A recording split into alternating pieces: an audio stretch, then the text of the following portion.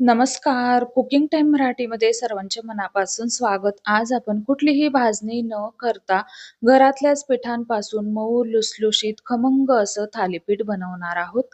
थालीपीठ बनवताना पिठांचं अचूक व योग्य प्रमाण घेणं अत्यंत गरजेचं असतं. याचमुळे आपलं तयार होणारं थालीपीठ मऊ, लुसलुशीत तयार होतं. अजिबात वातड होत नाही. तर चला आजची रेसिपी खूप सोपी आहे. आवडल्यास चॅनलला सबस्क्राईब करा आणि रेसिपीला एक लाईक नक्की करा.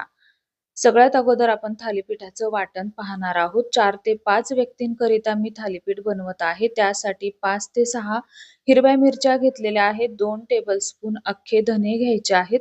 अर्धा टेबलस्पून जिरं घेतलेलं आहे. अर्धा टेबलस्पून आपल्याला ओवा घ्यायचा आहे. यानंतर 20 ते 25 लसणाच्या पाकळ्या घेतलेल्या आहेत. लसूण जर का मोठ्या पाकळीचा असेल तर थोडासा कमी केला तरीही चालेल. आता हे आपल्याला बारीक असं मिक्सरला वाटण वाटून घ्यायचं आहे. वाटण वाटत असताना पाण्याची गरज लागली तर नक्की पाणी वापरा. तर आता पिठांचं अचूक व योग्य प्रमाण पाहणार आहोत. त्यासाठी इथं मी ज्वारीचं पीठ घेतलेलं आहे. ज्वारीचं पीठ खूप दिवसांचं झालेलं घ्यायचं नाही. तर 2 वाट्या ज्वारीचं पीठ घेतलं. 1 वाटी गव्हाचं पीठ घ्यायचं आहे. पीठ भरत असताना चाळून हलक्या हाताने मी वाट्यांमध्ये भरून घेतलेलं आहे. यानंतर 1 वाटी तांदळाचं पीठ, यानंतर अर्धी वाटी बेसन पीठ घेतलेलं आहे. बेसन पीठ घातल्यामुळे थालीपीठ छान खमंग असं तयार होतं. यानंतर पाव चमचा हिंग, 1 चमचा हळद घालायची आहे. चवीनुसार मीठ घालायचं आहे व 2 टेबलस्पून आपल्याला यामध्ये तेल घालायचं आहे. तेल घातल्यामुळे थालीपीठ मऊसूत असं तयार होतं, वातड होत नाही. तर आता हे हाताने आपल्याला व्यवस्थित असं मिक्स करून घ्यायचं आहे. मिक्स करून घेतल्यानंतर आपण वाटून घेतलेलं वाटण घालायचं आहे. आता यानंतर थालीपीठामध्ये घालण्यासाठी इथं मी एक मोठ्या आकाराचा कांदा कट करून घेतलेला आहे. कांदा तुम्ही तुमच्या आवडीच्या आकारामध्ये उभा, पातळ कट करून घेऊ शकता. यानंतर 2 वाट्या बारीक चिरलेली कोथिंबीर घ्यायची आहे. कांद्याचं व कोथिंबिरीचं प्रमाण थोडंसं जास्तीचं ठेवायचं आहे. याने काय होतं, थालीपीठ छान असं चवदार तयार होतं.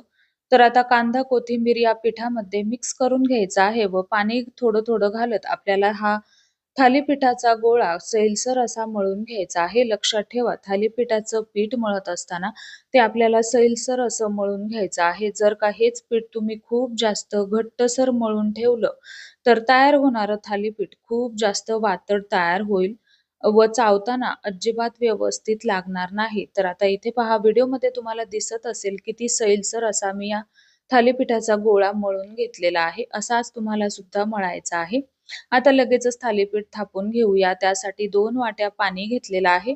आता इथं मी सुती रुमाल घेतलेला आहे. तुम्ही कुठलाही सुती रुमाल कपडा वापरू शकता. यावरती आपल्याला हाताने व्यवस्थित असं पाणी शिंपडून घ्यायचं आहे. तर पोळपाटावरती आपल्याला थालीपीठ थापून घ्यायचं आहे.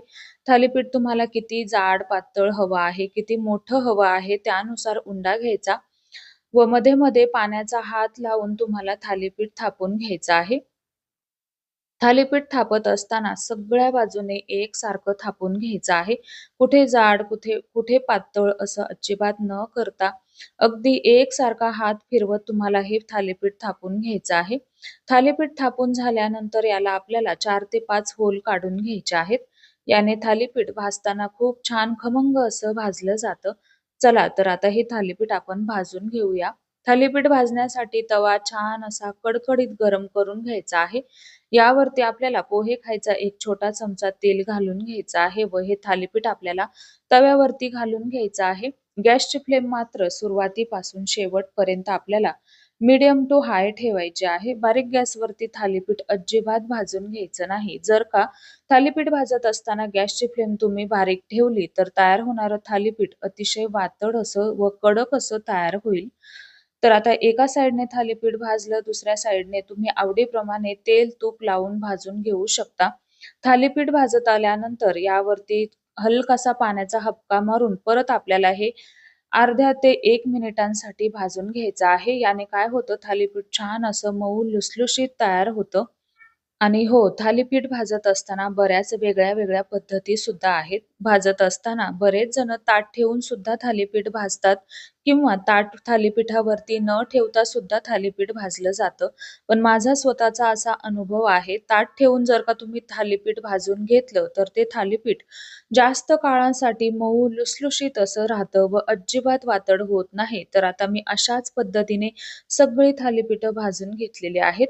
जर का तुम्ही ताट न ठेवता थालीपीठ भाजलं, तर ते थोडंसं वातड असं लागतं. तर तयार झाले आपले खमंग खुसखुशीत असे थालीपीठ.